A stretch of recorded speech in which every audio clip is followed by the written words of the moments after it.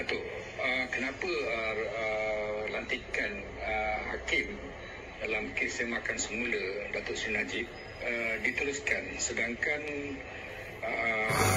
RCI terhadap Tommy Thomas masih lagi sedang berjalan? Apa pandangan Datuk? Saya rasa RCI terhadap Tommy Thomas satu bab, tetapi semakan kehakiman terhadap kes Datuk Seri Najib satu bab yang lain. Kita jangan sebakulkan. Okey. Datuk, hari ini Nazir Jidin mendakwa bahawa kerajaan perpaduan yang dianggoti oleh PH dan Barisan Nasional UMNO mengatakan sedang berusaha untuk membunuh persepsi baik Perikatan Nasional sempena menjelang PRN yang bakal diadakan. Jadi Datuk, apakah benarnya adakah Perikatan Nasional ini mempunyai persepsi yang baik oleh masyarakat, lebih-lebih lagi orang Melayu? Apa pandangan Datuk? Saya rasa persepsi terhadap Perikatan Nasional ni, satu, Malaysia dah tahu dah. Dia bukan hanya parti yang mengambil rasuah, parti yang menyalahgunakan kuasa untuk lockdown dan musnahkan kehidupan rakyat, ekonomi negara, ekonomi peniaga-peniaga, melumpuhkan ekonomi, membuat rakyat tertekan, kehilangan sumber pendapatan, sehingga kan ramai yang jatuh bankrupt, yang bunuh diri pun ada. Saya rasa dari segi perception Perikatan Nasional ni buruk, sangat buruk. Tapi disebabkan rakyat Malaysia ni, macam Mahathir cakap tu betul. Dia orang punya ingatan ni 100 hari je. Lepas 3 bulan, dia orang dah lupa dah apa yang dibuat oleh Muhyiddin. Bila bagi sogokan sikit je, habis. Semua pergi mengundi Perikatan Nasional. Jadi kita harap kerja nak mengingatkan rakyat siapa tu Perikatan Nasional ni tak boleh terhenti sekerat jalan. Ianya perlu berterusan. Saya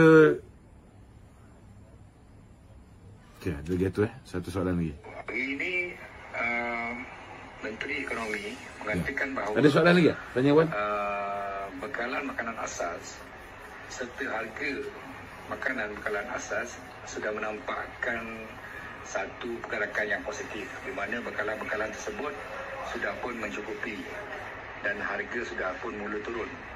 Tetapi banyak juga pengusaha-pengusaha restoran yang menjual makanan bermasak masih lagi tidak menurunkan harga.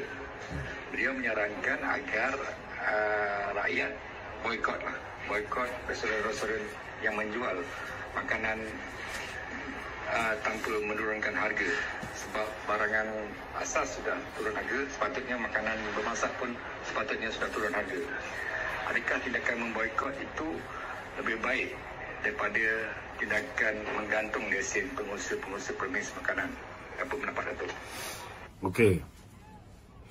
Sebenarnya apa yang Saudara Fizi cakap tu, dia ada basis dia. Macam sebelum ni ada orang kecam dia. Sebenarnya betul lah apa dia cakap tu. Itulah sebahagian daripada prinsip asas ekonomi. Ianya bergantung pada penawaran dan permintaan. Harga barang itu akan naik bila permintaan itu melebihi penawaran. Jadi salah satu cara, ini bukan the only ways. Salah satu cara untuk memastikan harga barang itu dapat diturunkan ialah dengan tak pergi kedai tu, memboikot barang tersebut. Maknanya we go for alternative. Maknanya kita, kalau ayam tu terlalu melampau, kita ubah. Itu sebahagian daripada solution. Namun dalam masa yang sama, ada solution-solution lain yang kerajaan juga boleh main peranan. Boleh ditambah baik solusi ini dengan memastikan juga bahawa ada kawalan harga, dengan memastikan juga kalau kita dapati bahawa bekalan ini dijual di luar negara lebih mahal harga dia, dan ini juga menyebabkan ramai orang prefer untuk jual di luar negara berbanding dengan pasaran tempatan. Maka kalau perlu kita haramkan ekspor untuk produk tertentu, kita buat. Kita buat. Dan ini pernah dilakukan zaman Datuk Seri Ismail Sabri. Yang ini saya pujilah, Datuk Seri Ismail Sabri telah melakukan benda yang betul. Bila masa tu telur ayam tak silap telur ayam. Bila tak dibenarkan untuk pergi ke luar negara, last kali ada banyak stok telur tempatan. Ini salah satu cara dia lah. Dan ada kaedah-kaedah lain juga, di mana kita juga, contoh macam telur ayam, kita boleh menggalakkan lebih ramai pengusaha mengimport barang-barang ini daripada negara yang murah. Contohnya telur ayam, kalau kita pergi ke Thailand, mungkin lebih mahal daripada Malaysia. Tapi kalau kita ambil daripada Vietnam, 30 sen. So, lebih murah daripada Malaysia. So, itu akan dapat solve lebih banyak masalah. Bekalan telur dan sebagainya. Jadi, saya ucap terima kasih lah kalau betul keadaan harga barang, keadaan inflasi sudah menjadi semakin baik. Kita harap benda ini berterusan. Dan kita harap kerajaan tidak berhenti daripada mencari solution-solution, sama ada daripada dalam negara, luar negara. Setiap kali lawatan yang dibuat, Tengku Zafrul pun banyak pergi ke luar negara untuk mencari peluang-peluang perniagaan.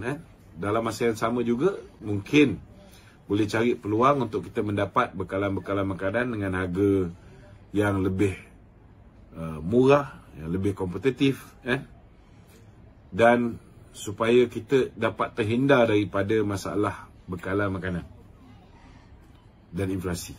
Itu penting. Okey, ada lagi? Lagi macam minyak pun tu kan. Masa PKP tu kan, minyak harga dia murah sebab penggunaan kurang. Jadi kita kena buat macam tu lah, dia punya formula tu. Makna betul lah. Itulah cara dia. Betul, memang betul lah. Memanglah ketika PKP, bukan satu Malaysia je yang buat PKP ni. Satu dunia buat PKP. Bila satu dunia buat PKP, memanglah kita boleh turunkan harga minyak. Sebab permintaan terhadap minyak itu berkurangan. Orang tak keluar kerja, orang duduk di rumah, tak ada orang beli minyak. Maka penawaran itu berlebihan daripada permintaan. Secara automatik harga minyak akan jatuh. Ayam pun sama ketika tu, RM4 lebih. Ayam saya tak pastilah. Sebab saya duduk kat sana, RM4 lebih. Itu sebahagian daripada proses. Itu memang hakikat lah, ekonomi memang begitu. Tapi macam mana pun kita rakyat Malaysia ni kena ni lah kan. Sebabnya minyak dekat tempat kita RM2 lebih. Tak tahu kat Turki apa dia. Kira duit Malaysia. Berapa kali ganda? RM9. RM9 1 liter. Dekat sini tuan-tuan, harga minyak 1 liter RM9. Dia 23 lira. 23 lira. 23 lira Dan dia orang nak ubahkan kereta tu pun bertolak. Cuba tengok. Jom kita pasti kita tengok. Kalau dia orang beratur ni tuan-tuan, dia orang tak start enjin tuan-tuan. Dia orang tolak kereta itu perlahan-lahan. Aircon pun tak buka. Kita naik taksi pun dia orang tak buka aircon. Tapi nasib baiklah cuaca dia orang ni sejuk kan. Jadi tak terasa sangatlah. Okey, ada soalan-soalan lain? Ada lagi? Malaysia ada soalan lain? Tu kenapa Mahathir dengan setumpuk ni tidak mengutuk Perdana Menteri yang ke-10 ni. Dia cuma kutuk Zahid je. Sebab dia tahu bahawa kalau dia kutuk Datuk Zahid jatuh, dia boleh jatuhkan Anwar Ibrahim. Tetapi kalau dia kutuk Anwar Ibrahim direct, lagi cepatlah dia ke dalam. Sudah pastilah orang yang buat salah ni tuan-tuan, saudara, dia lagi tahu apa kesalahan yang dia dah buat.